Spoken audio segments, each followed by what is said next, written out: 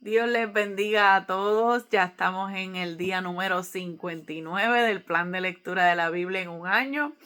Y hoy vamos a estar leyendo el libro de Deuteronomio, capítulo 19 al capítulo 21, con la ayuda del Señor. Así que busca tu Biblia, busca tu libreta, busca tu lápiz, que vamos a comenzar en la lectura para el día de hoy, anhelando que el Señor nos hable y nos ministre como siempre lo hace a través de su palabra. Así que oramos en esta hora para comenzar. Vive el Señor. Padre, en el nombre poderoso de Jesús, te damos gracias, Dios mío. Gracias por tu amor, por tu misericordia. Gracias, Padre, por este tiempo, Señor, que podemos juntos, Padre, leer tu palabra, Señor, un tiempo especial, Señor, un tiempo, Dios mío, que dedicamos a ti, Señor, y que a la misma vez tú hablas y ministras en cada uno de nuestros corazones a través de tu palabra, Señor. Te pedimos que tú sigas llenándonos de tu sabiduría, de tu entendimiento, que tú nos des el enfoque, la retentiva, Padre, que podamos recibir lo que tú tienes para nosotros hoy y lo podamos atesorar en nuestros corazones, Padre. Gracias te damos, Padre, por lo que sigues haciendo. Nos depositamos en tus manos, Dios mío, en el nombre poderoso de Jesús.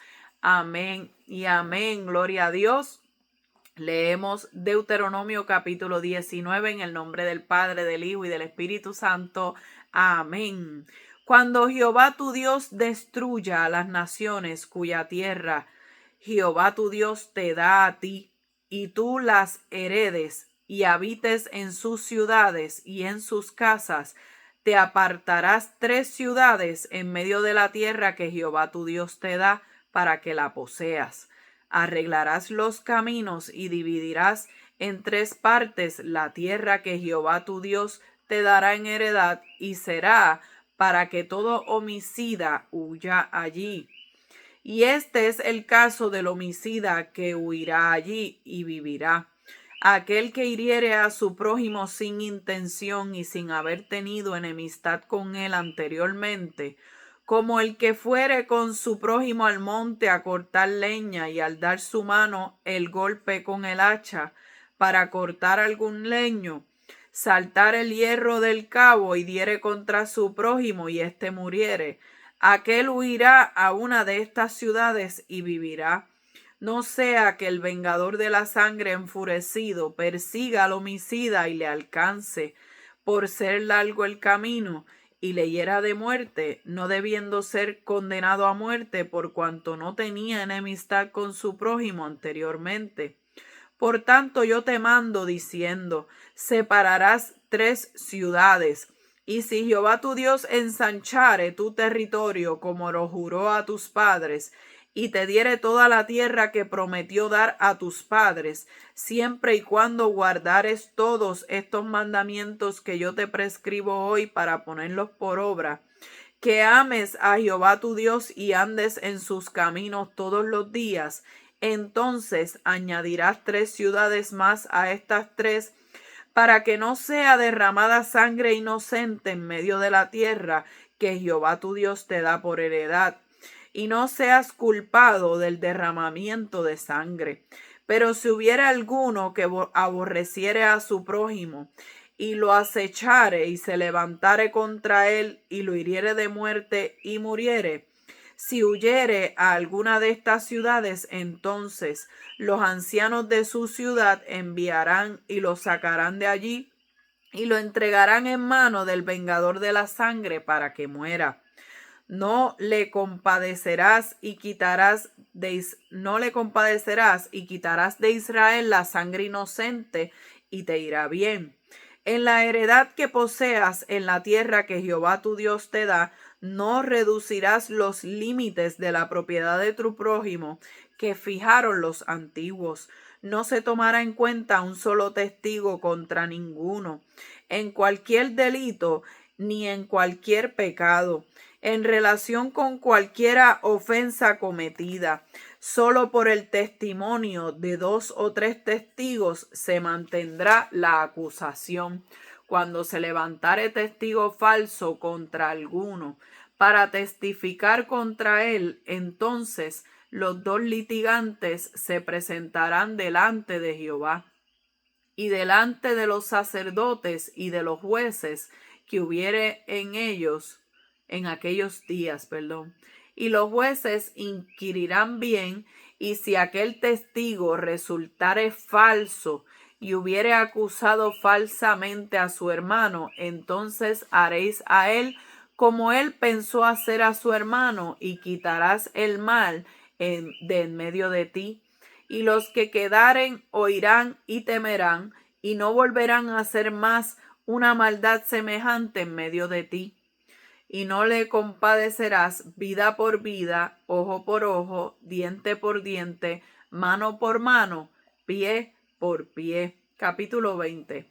Cuando salgas a la guerra contra tus enemigos, si vieres caballos y carros y un pueblo más grande que tú, no tengas temor de ellos, porque Jehová tu Dios está contigo, el cual te sacó de tierra de Egipto.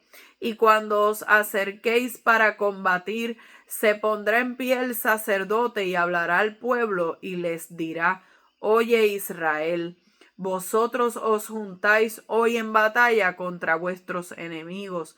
No desmaye vuestro corazón, no temáis ni os azoréis, ni tampoco os desalentéis delante de ellos, porque Jehová vuestro Dios va con vosotros para pelear por vosotros contra vuestros enemigos, para salvaros. Y los oficiales hablarán al pueblo diciendo: ¿Quién ha edificado casa nueva y no la ha estrenado? Vaya y vuélvase a su casa, no sea que muera en la batalla y algún otro la estrene. ¿Y quién ha plantado viña y no ha disfrutado de ella? Vaya y vuélvase a su casa, no sea que muera en la batalla y algún otro la disfrute.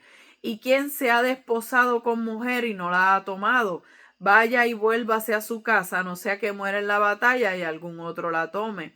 Y volverán los oficiales a hablar al pueblo y dirán: ¿Quién es hombre medroso y pusilánime? Vaya y vuélvase a su casa y no apoque el corazón de sus hermanos como el corazón suyo. Y cuando los oficiales acaben de hablar al pueblo, entonces los capitanes del ejército tomarán el mando a la cabeza del pueblo. Cuando te acerques a una ciudad para combatirla, le intimarás la paz. Y si respondiere paz y te abriere, todo el pueblo que en ella fuera hallado te será tributario y te servirá. Mas si no hiciere paz contigo y emprendiere guerra contigo, entonces la sitiarás. Luego que Jehová tu Dios la entregue en tu mano, herirás a todo varón suyo a filo de espada. Solamente las mujeres y los niños y los animales y todo lo que haya en la ciudad, todo su botín tomarás para ti, y comerás del botín de tus enemigos, los cuales Jehová tu Dios te entregó. Así harás a todas las ciudades que estén muy lejos de ti, que no sean de las ciudades de estas naciones, pero de las ciudades de estos pueblos que Jehová tu Dios te da por heredad, ninguna persona dejarás con vida, sino que los destruirás completamente: al Eteo, al Amorreo, al Cananeo, al Fereceo, al Heveo y al Jebuseo, como Jehová tu Dios te ha mandado, para que no os enseñen a hacer cosas, a hacer según todas sus abominaciones que ellos han hecho para sus dioses, y pequéis contra Jehová vuestro Dios. Cuando sities a alguna ciudad peleando contra ella muchos días para tomarla, no destruirás sus árboles metiendo hacha en ellos, porque de ellos podrás comer. Y no los talarás, porque el árbol del campo no es hombre para venir contra ti en el sitio. Mas el árbol que sepas que no lleva fruto, podrás destruirlo y talarlo para construir baluarte contra la ciudad que te hace la guerra, hasta sojuzgarla. Capítulo 21. Si en la tierra que Jehová tu Dios te da para que la poseas, fuera hallado algún muerto tendido en el campo, y no se supiere quién lo mató, entonces tus ancianos y tus jueces saldrán y medirán la distancia hasta las ciudades que están alrededor del muerto. Y los ancianos de la ciudad más cercana al lugar donde fuere hallado el muerto tomarán de las vacas una becerra que no haya trabajado y que no haya llevado yugo. Y los ancianos de aquella ciudad traerán la becerra a un valle escabroso, que nunca haya sido arado ni sembrado, y quebrarán la cerviz de la becerra allí en el valle. Entonces vendrán los sacerdotes, hijos de Leví, porque a ellos escogió Jehová tu Dios para que le sirvan y para bendecir en el nombre de Jehová. Y por la palabra de ellos se decidirá toda disputa y toda ofensa. Y todos los ancianos de la ciudad más cercana al lugar donde fuera hallado el muerto lavarán sus manos sobre la becerra cuya cerviz fue quebrada en el valle, y protestarán y dirán: nuestras manos no han derramado esta sangre, ni vuestros ojos lo han visto. Perdona a tu pueblo Israel, al cual redimiste, oh Jehová, y no culpes de sangre inocente a tu pueblo Israel, y la sangre les será perdonada, y tú quitarás la culpa de la sangre inocente de en medio de ti, cuando hicieres lo que es recto ante los ojos de Jehová. Cuando salieres a la guerra contra tus enemigos, y Jehová tu Dios los entregare en tu mano, y tomares de ellos cautivos, y vieres entre los cautivos a alguna mujer hermosa, y la codiciares, y la tomares para ti por mujer, la meterás en tu casa, y ella rapará su cabeza y cortará sus uñas. Y se quitará el vestido de su cautiverio, y se quedará en tu casa, y llorará a su padre y a su madre un mes entero, y después podrás llegarte a ella, y tú serás su marido, y ella será tu mujer. Y si no te agradare, la dejarás en libertad, no la venderás por dinero, ni la tratarás como esclava, por cuanto la humillaste. Si un hombre tuviere dos mujeres, la una amada y la otra aborrecida, y la amada y la aborrecida le hubieren dado hijos, y el hijo primogénito fuere de la aborrecida, en el día que hiciere heredar a sus hijos lo que tuviere, no podrá dar el derecho de primogenitura al hijo de la amada con preferencia al hijo de la aborrecida, que es el primogénito. Mas al hijo de la aborrecida reconocerá como primogénito, para darle el doble de lo que le correspondiere a cada uno de los demás, porque él es el principio de su vigor, y suyo es el derecho de la primogenitura. Si alguno tuviera un hijo contumaz y rebelde, que no obedeciere a la voz de su padre ni a la voz de su madre, y habiéndole castigado no les obedeciere, entonces lo tomarán su padre y su madre, y lo sacarán ante los ancianos de su ciudad y a la puerta del lugar donde viva. Y dirán a los ancianos de la ciudad: este nuestro hijo es contumaz y rebelde, no obedece a nuestra voz, es glotón y borracho. Entonces todos los hombres de su ciudad lo apedrearán y morirá. Así quitarás el mal de en medio de ti, y todo Israel oirá y temerá. Si alguno hubiere cometido algún crimen digno de muerte, y lo hiciereis morir, y lo colgares de un madero, en un madero, no dejaréis que su cuerpo pase la noche sobre el madero, sin falta lo enterrarás el mismo día, porque maldito por Dios es el colgado. Y no contaminarás tu tierra que Jehová tu Dios te da por heredad. Gloria a Dios.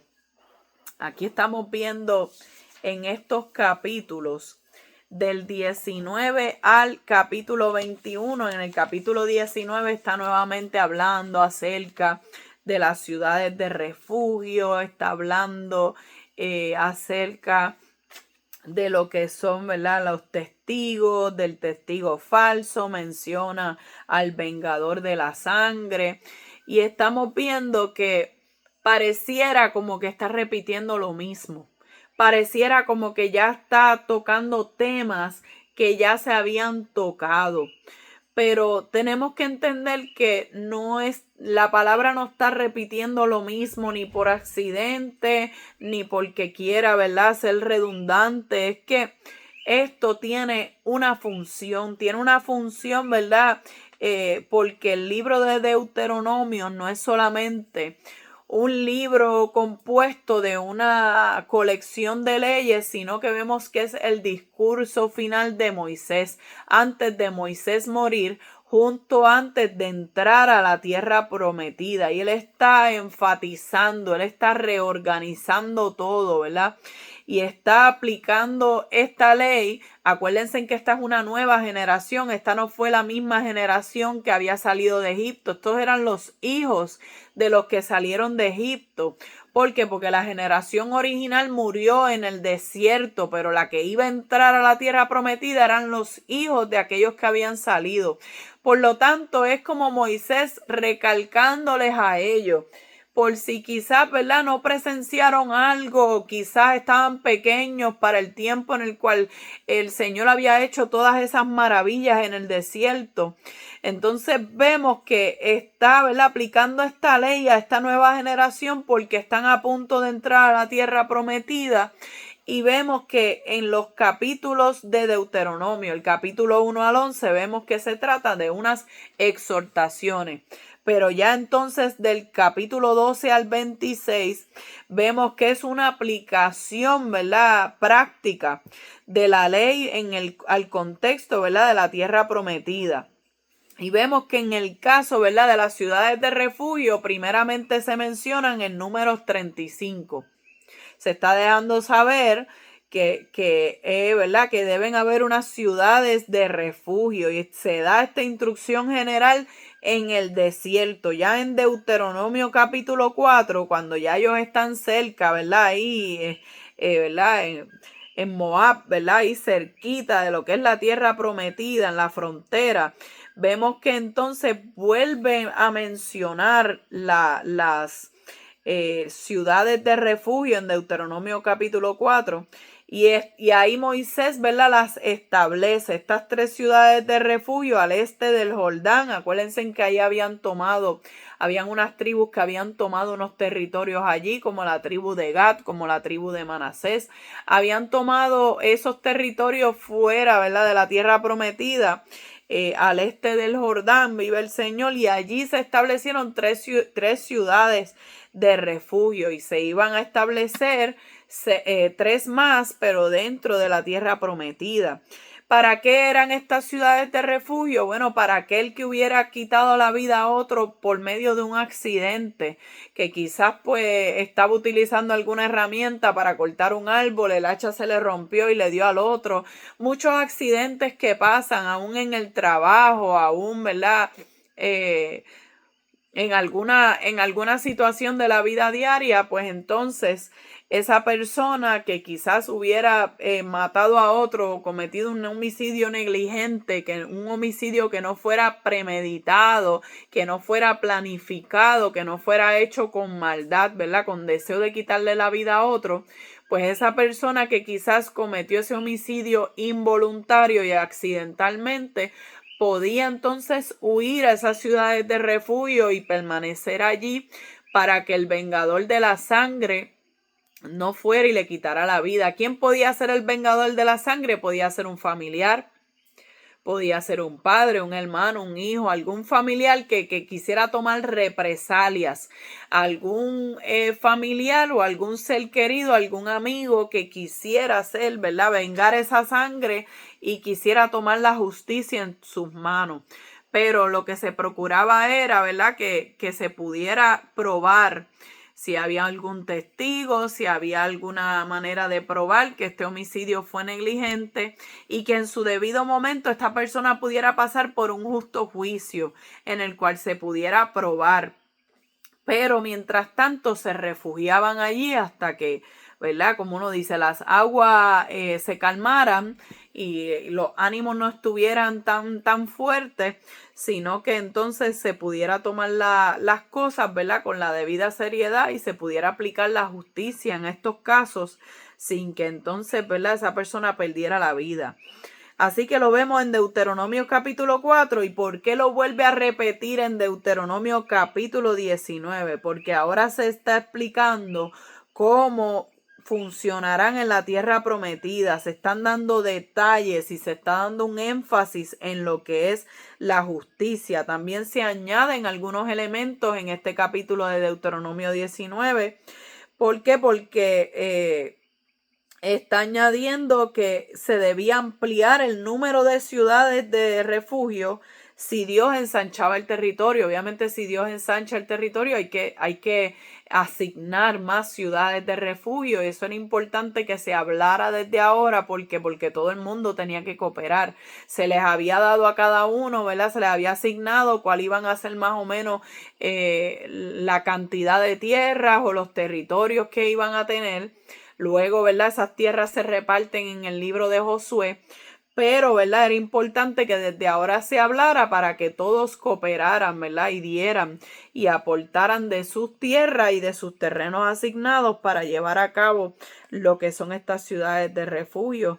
También dice que había que darle mantenimiento, tenían la responsabilidad de darle mantenimiento a estos caminos que llevaban a las ciudades de refugio para facilitar el acceso. Y también vemos que en este capítulo 19 de Deuteronomio se hace una distinción clara, ¿verdad? Se clarifica cómo se iba a identificar lo que es un homicidio accidental y lo que era un asesinato, ¿verdad? Un delito premeditado, gloria a Jesús. Por tanto, aunque se ha mencionado varias veces lo que es las ciudades de refugio, lo que son los testigos falsos y todo este tipo de cosas, vemos que no se trata de simplemente repetir por repetir, sino que es una adaptación de la ley a la vida de Canaán y además que al Deuteronomio ser un libro de enseñanza, una de las reglas, ¿verdad? De lo que es la enseñanza es la repetición. La repetición funciona. Y ¿verdad? Eso es como nosotros subrayar lo que es importante. A veces nosotros estamos leyendo un libro, o como estamos haciendo con la Biblia, y hay versículos que los subrayamos como para darle énfasis, para que no se nos olvide, para que nos enfoquemos bien, para que lo entendamos bien, porque sabemos que es importante. Y es como cuando repetimos, estamos subrayando de igual manera. Así que vemos, ¿verdad? Que en este capítulo 19, poderoso el nombre de Jesús, se tocan estos temas. Y aún, ¿verdad? Cuando nosotros miramos en lo que es la tipología, ¿verdad? De Cristo, esa insistencia en el refugio, esa insistencia en la justicia, esa insistencia en la verdad de los testigos, en proteger al inocente, en sacar el mal del medio del pueblo, va como preparando el terreno para nosotros entender a Jesucristo como, bueno, Cristo como el refugio del pecador, al refugio donde puede acudir aquel que cometió un pecado y pueda refugiarse, pueda encontrar un lugar seguro, pueda encontrar salvación, pueda encontrar protección. También vemos que también prepara el terreno para entender a Cristo como el juez justo, como una víctima inocente condenada por testigo falso y que también quita el pecado del mundo. Así que podemos ver a Jesucristo en cada una de estas cosas que se enfatizan en el libro de Deuteronomio y desde libros anteriores nos recuerdan, ¿verdad? Que todo esto apunta a Jesús, que todo esto nos lleva a entender a Cristo y va preparando el terreno para lo que más adelante vamos a ver, gloria a Dios, en los evangelios. En Deuteronomio capítulo 20 vemos que Dios le está dando instrucciones al pueblo de Israel para cuando ellos vayan a la guerra.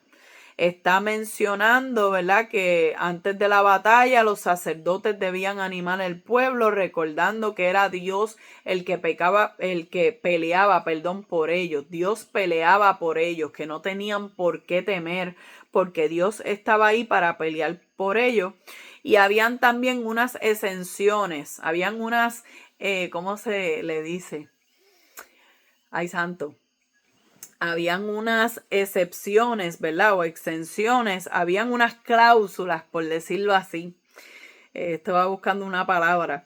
Que para que las personas no tuvieran que ir a la guerra, ¿verdad? Y habían unas consideraciones, en este caso, ¿verdad? Hacia los recién casados, si acababan de casarse, a los que acababan de construir a su casa, ¿verdad? Y decía, bueno, pues si acaso vas a la guerra y mueres, que otro no disfrute de tu casa, no disfrute de tu viña, ¿ves? Porque acabas de plantar una viña y no la has disfrutado, acabas de construir una casa y no la has disfrutado, te acabas de casar, ¿verdad? Y te has desposado y no has tomado todavía a tu esposa.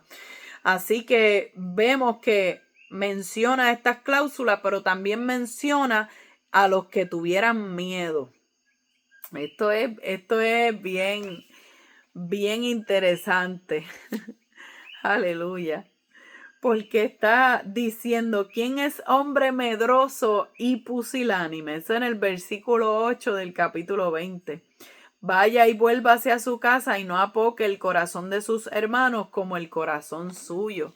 Está hablando de la gente que va a salir a la guerra con miedo. Está diciendo, si tú tienes miedo, mejor quédate. ¿Por qué? Porque cuando hablamos del miedo, no lo estamos hablando simplemente a un sentir, a una preocupación con qué me voy a encontrar en la guerra.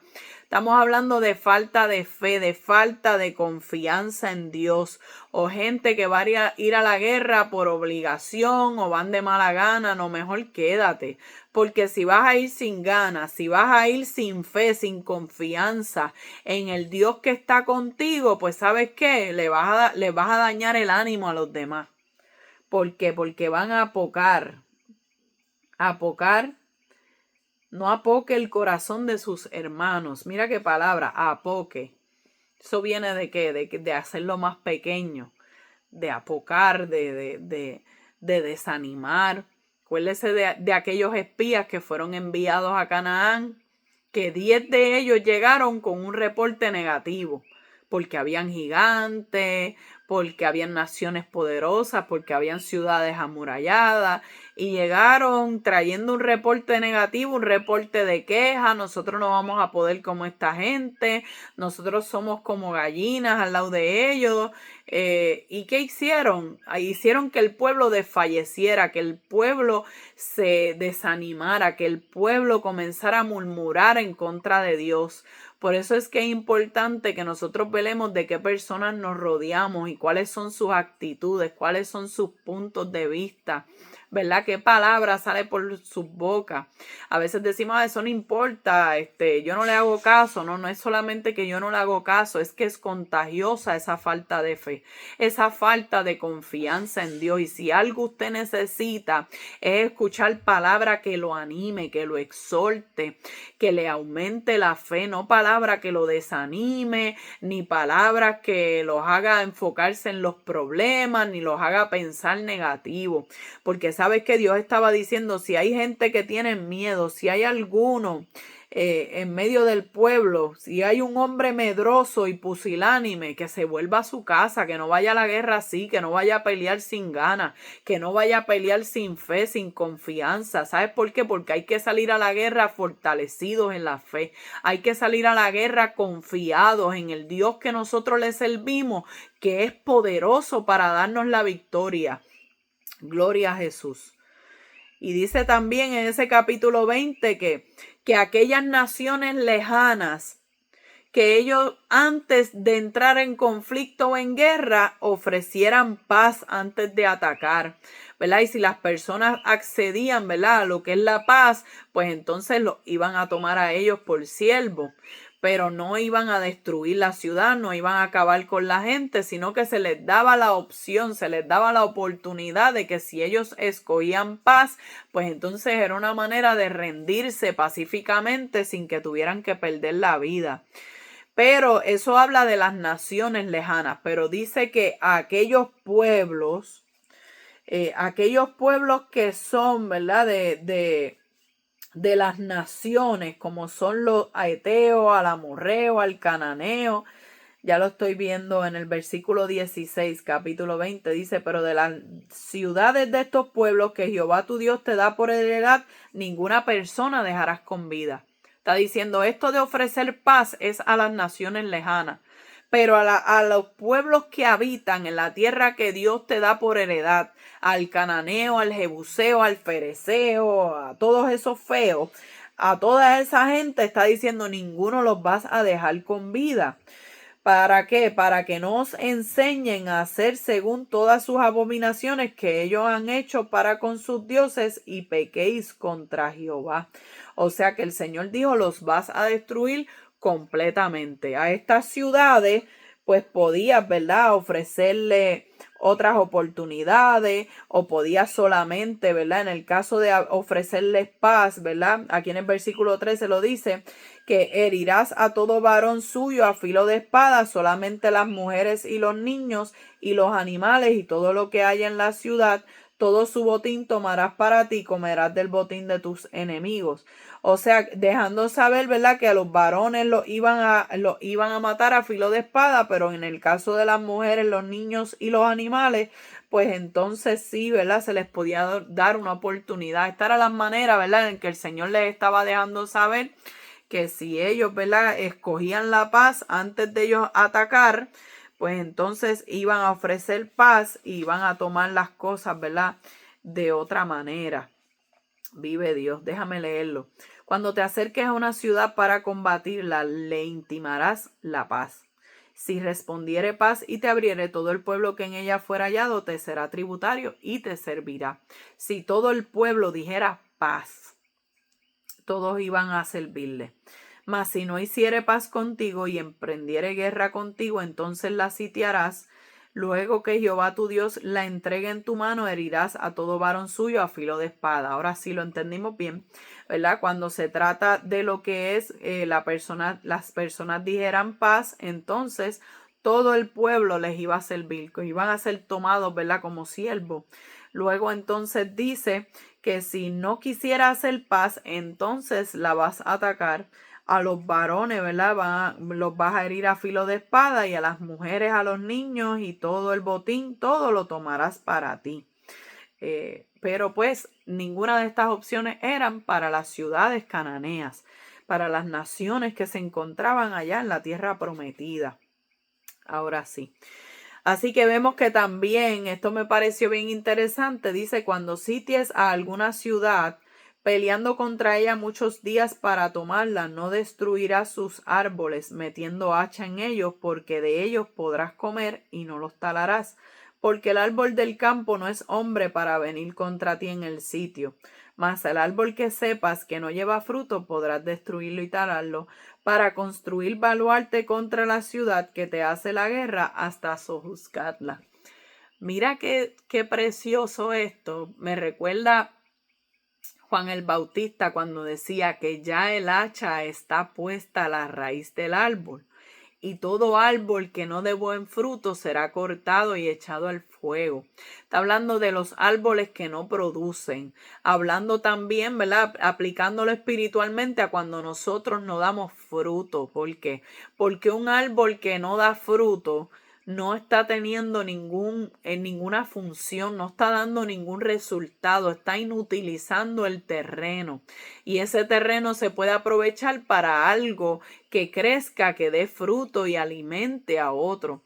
Entonces el Señor está hablándoles ahí, dejando, no destruyan los árboles, porque el árbol no se va a levantar en contra de ti, ¿verdad? Y vemos un principio de conservación, cuidar aquellos árboles frutales y no destruirlos durante las guerras, porque de ese árbol tú te alimentas. Entonces lo que te alimenta, tú no lo destruyes, ¿verdad? Como dice el refrán, que tú no muerdes la mano que te da de comer.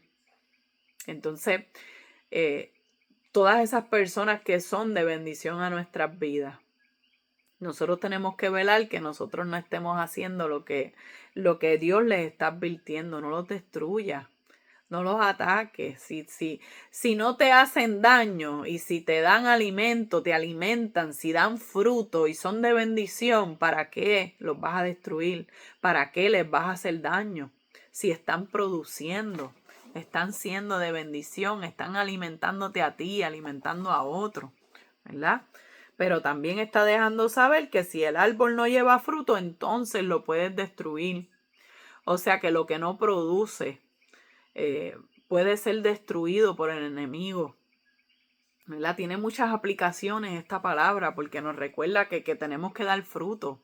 Nosotros estamos llamados para dar frutos, dar frutos para Dios. Por sus frutos los conoceréis, dijo Jesús. El árbol se conoce por los frutos. A nosotros nos conocen por nuestros frutos. Pero si no damos fruto, estamos a merced de ser destruidos. Lo único que el Señor decía no destruya es al árbol que da fruto. La pregunta es, ¿estaremos dando fruto? ¿O estaremos simplemente ocupando un espacio, ocupando un terreno, alimentándonos, ¿verdad? Tomando nutrientes de la tierra, tomando agua de la tierra, aprovechando el sol, pero ¿qué estamos produciendo? ¿Qué estamos dando?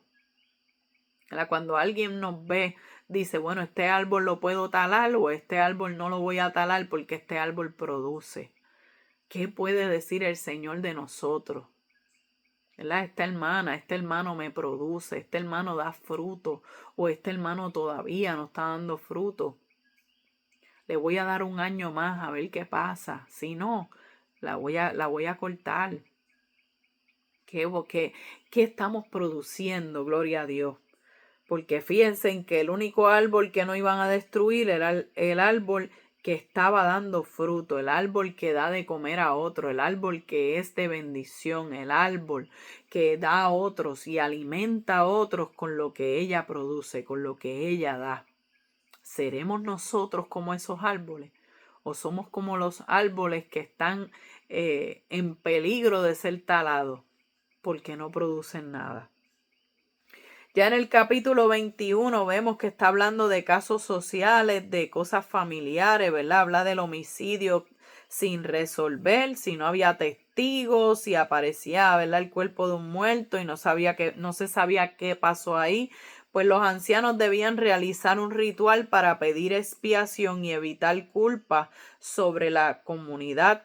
También menciona a la mujer cautiva. En el caso de un israelita, si tomaba una mujer cautiva como esposa, debería respetar su dignidad y no debía tratarla como una esclava. Menciona también a los hijos rebeldes. Fíjese que si alguno tuviera un hijo contumaz y rebelde, dice el versículo 18, que no obedeciere a la voz de sus padres y habiéndole castigado no los obedece, entonces lo tomarán su padre y su madre, lo sacarán ante los ancianos de la ciudad a la puerta del lugar donde viva. ¿Y qué pasó? Lo van a apedrear. Y esto es algo bien fuerte. Imagínese todos los hijos rebeldes. Aleluya, que fueran condenados a esto, que fueran apedreados por rebeldes. Ay, santo, ¿cuántos de nosotros fuimos rebeldes cuando éramos jóvenes? Y Dios en su misericordia, ¿verdad? Nos redimió, nos restauró, nos transformó y estamos de pie por su misericordia. Pero imagínense a todos esos hijos rebeldes, ¿verdad? En esos casos extremos de hijos que aún corrigiéndolos siguen siendo desobedientes y contumaces y rebeldes con sus padres, pues iban a experimentar el juicio, ¿verdad? Porque era importante que no se levantara una generación rebelde que no respetara a sus padres. Incluso ese es uno de los 10 mandamientos. Honra a tu padre y a tu madre para que tus días sean alargados en la tierra que Jehová tu Dios te da. O sea que en cierta manera ellos están llevando a cabo el cumplimiento de ese mandamiento porque le acortan los días a aquel que no honra a sus padres ni los respeta. O sea que están tomando esa decisión en las manos. La Biblia dice para que se alarguen tus días. Pues ellos dicen, bueno, pues si no está viviendo esa palabra, si no está siendo sumiso, ¿verdad? Si no está respetando a sus padres, si no está honrándolos y está siendo rebelde y desobediente, pues sus días no van a ser alargados, pues nosotros se los vamos a cortar. Así que ciertamente, ¿verdad? Pues esta palabra nos recuerda pues la importancia, ¿verdad? De que tanto los padres, ¿verdad? No provoquen a ir a sus hijos, pero también los hijos respeten a sus padres. y sean obedientes. Gloria a Dios. Y también menciona, ¿verdad?, el que era colgado de algún madero.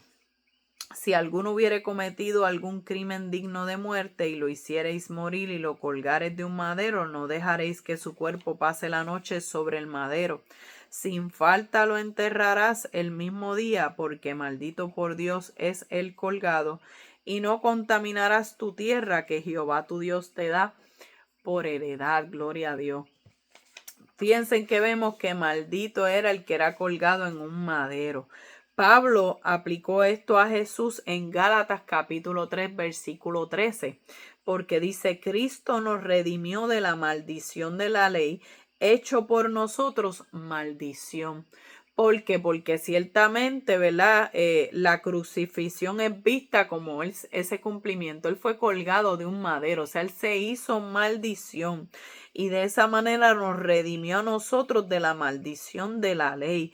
Gloria a Jesús. Y esto también tiene su cumplimiento en que vemos que Cristo una vez muere, ¿verdad?, en la cruz del Calvario. Esa misma noche vemos que hay un Nicodemo y que hay un José de Arimatea que se encargan del cuerpo del maestro, gloria a Dios, para que se cumpliera la escritura que no iba a estar, ¿verdad? No iba a estar, déjame buscarlo aquí, que su cuerpo pasara la noche sobre el madero, sin falta lo enterrarás el mismo día, porque maldito por Dios es el colgado, y no contaminarás tu tierra que Jehová tu Dios te da por heredad. O sea, que no podían pasar la noche en aquella cruz, en aquel madero, sino que antes de que cayera la noche, pues esos cuerpos tenían que ser removidos, porque ellos decían, ¿verdad?, y lo decía la palabra, que eso contaminaba la tierra. Y vemos, ¿verdad?, el cumplimiento de eso cuando el mismo Jesús, ¿verdad?, no pasó la noche tampoco en aquel madero, sino que fue también removido y se encargaron de su cuerpo, como dice en Isaías 53, gloria a Dios, que él fue con en su muerte fue con los ricos. Aleluya. Se lo voy a buscar aquí porque es que esto es precioso. Isaías capítulo 53, cuando habla acerca del siervo sufriente, cuando habla acerca de todo lo que padeció Jesús en la cruz del Calvario. Poderoso Jesús. Y dice: por tanto yo le daré parte con los grandes y con los fuertes repartirá despojos, por cuanto derramó su vida hasta la muerte y fue contado con los pecadores, habiendo él llevado el pecado de muchos y orado por los transgresores. Dice en el versículo 9: y se dispuso con los impíos su sepultura, porque maldito era a todo aquel que fuera colgado de un madero. La crucifixión era la muerte más espantosa, era aquella que se llevaba a cabo para los peores asesinos, ladrones, violadores. Por tanto, él fue con los impíos, ¿verdad?, en su muerte, fue contado con ellos. Mas con los ricos fue en su muerte, aunque nunca hizo maldad ni hubo engaño en su boca. Sabemos, ¿verdad?, que el lugar donde fue sepultado, ¿verdad?, donde fue puesto el cuerpo de nuestro maestro, en aquella tumba que tenía una piedra, ¿verdad?, tapando lo que es el sepulcro, que fue cubierto, ¿verdad?, de unas mirras y de unas especias que, bueno, era la cantidad que se utilizaba para un rey. Por lo tanto, él fue con los ricos en su muerte. En su sepultura, gloria a Dios, como los impíos su sepultura, mas con los ricos fue en su muerte, aunque nunca hizo maldad ni hubo engaño en su boca. Pero ¿sabes por qué él lo hizo? Por amor a ti, por amor a mí, para que tú y yo pudiéramos heredar, ¿verdad?, esa salvación preciosa. Y por medio de ese hermoso sacrificio, ¿verdad?, él se hizo maldición, ¿verdad?, pero nos redimió de la maldición de la ley, hecho por nosotros maldición, dijo el apóstol Pablo. Así que, ¿qué podemos aprender de estos capítulos? ¿Qué nosotros podemos aprender que Dios siempre tiene un propósito, y aun cuando nos repite algo en la palabra, no lo está repitiendo por repetirlo, solamente tiene un propósito, tiene algo más. Hay algo que Dios quiere enfatizar, hay algo que Dios quiere que su pueblo recuerde y tenga bien claro y bien presente, para que no puedan decir que no lo oyeron o que no lo sabían. Vemos que también nos recuerda nos recuerda, ¿verdad?, que todas estas cosas apuntan a Jesús como el refugio del pecador, como el juez justo, ¿verdad?, como aquel que quita el pecado del mundo. Y vemos que a la hora de ir a la guerra tenemos que ir con fe, tenemos que ir con confianza, y que si no tenemos nada positivo que decir o quizás no tenemos mucha fe en el momento, pues no le robemos la fe a los demás, mejor quedémonos callados. Si no estamos preparados para ir a la guerra, pues mira, quédese en su casa. Pero si va a salir a la guerra, salga con fe, salga fortalecido en Dios, aleluya, porque Dios no quiere que nosotros andemos sin confianza en Él, que andemos dudando, que andemos cuestionando. No, Dios quiere que estemos confiados en que Dios nos va a dar la victoria y que Él va a estar con nosotros. También podemos ver en estos capítulos que nos recuerdan que el árbol que está propenso a ser cortado es el árbol que no da fruto, es el árbol que no produce. Así que mientras nosotros nos mantengamos produciendo, mientras nosotros nos mantengamos siendo útiles, alimentando a otros, siendo de bendición a otros, ¿verdad?, proveyendo para otros y haciendo la voluntad de Dios y viviendo su palabra, créame que usted va a permanecer. O sea, Dios no va a permitir que el enemigo te destruya o que alguien te corte, ¿verdad?, por decirlo así, proyectándonos como si fuéramos un árbol. ¿Por qué? Porque aunque el enemigo siempre está buscando la manera de que no produzcas, de que te seques, de que te estés estéril, de que estés sin ningún tipo de resultado, pues si algo quiere Dios es que te mantengas dando fruto. Así que eso es lo que Dios le estaba diciendo al pueblo de Israel: el árbol que te alimenta, el árbol que da fruto, el árbol que es de bendición, no tienes que cortarlo, no tienes que cortarlo. Déjalo ahí porque es de bendición, déjalo ahí porque produce, déjalo ahí porque lo necesitamos. Así que si estás dando fruto, recuerda que el Señor también te necesita, que el Señor cuenta contigo y que el Señor no va a permitir, ¿verdad?, que el enemigo te destruya. ¿Por qué? Porque mientras tú permanezcas siendo de bendición y siendo útil, pues Dios te va a seguir guardando. Y aún dice la palabra del Señor que el árbol que está dando fruto, que la vid, ¿verdad?, que está dando fruto, el Señor la va a limpiar para que lleve más fruto. O sea, si algo quiere Dios es que tú sigas dando fruto, que tú sigas produciendo y que aún des más del que estás dando. Dios quiere que tú sigas dando, y por eso, ¿verdad?, nos va a seguir limpiando para que nosotros sigamos produciendo para su gloria. Amén. Así que espero que haya sido de edificación para su vida esta lectura. Mañana continuamos con el libro de Deuteronomio con la ayuda del Señor. Así que Dios les bendiga y a su nombre, gloria.